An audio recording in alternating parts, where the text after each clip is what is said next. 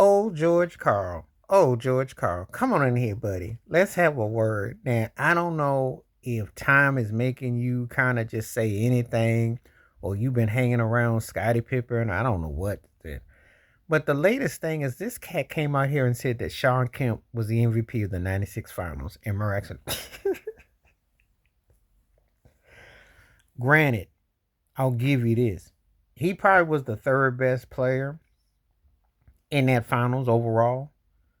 Kind of like Jimmy Butler was the third best player overall in the finals with the Lakers and the Heat in 2020. But the problem is there was two other people that were better, you know. And in that Chicago Seattle series, Kemp got down. I will give it to him. Game 4 and 5, yeah, except for one problem. Now, if he wanted to say they said this was controversial, that what he said, it wasn't controversial. It was crazy. Who did George Karl said stole 2 games in the series for the Bulls? He didn't say Michael Jordan. He didn't say Scottie Pippen. He said Dennis Rodman. If you wanted to give somebody an MVP on what they did, it was Dennis Rodman. As electrifying as Kemp was those 2 games, in those losses, he wasn't. He had some moments, and a couple of games he played all right, but he didn't do much the first 2, you know. And he played his best ball, but he was I'd say the third best player. And then I will give George Karl this much. That was probably, in all honesty, aside from game 3, that wasn't your typical Jordan performance in the finals.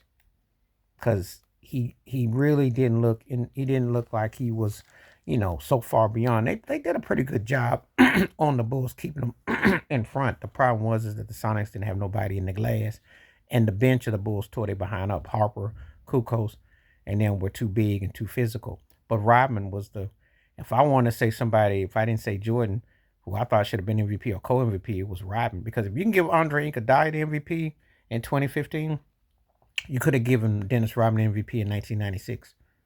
Because they had no answer.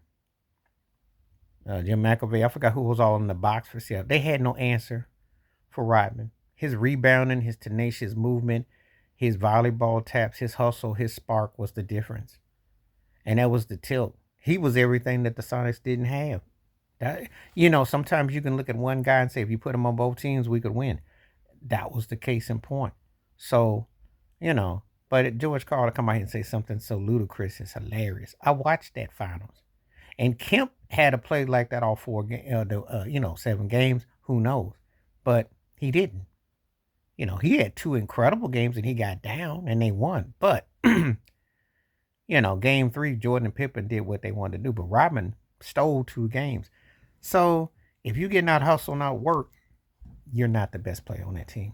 And you're not the MVP. So there you have it. But anyway, George Karl coming out here with this hilarious thing is hilarious. And it's funny how rewriting history, history revisionists. And so it's kind of like one of those things where you're just, are perplexed that somebody would say that. I thought Kemp played great. I thought Kemp was something else.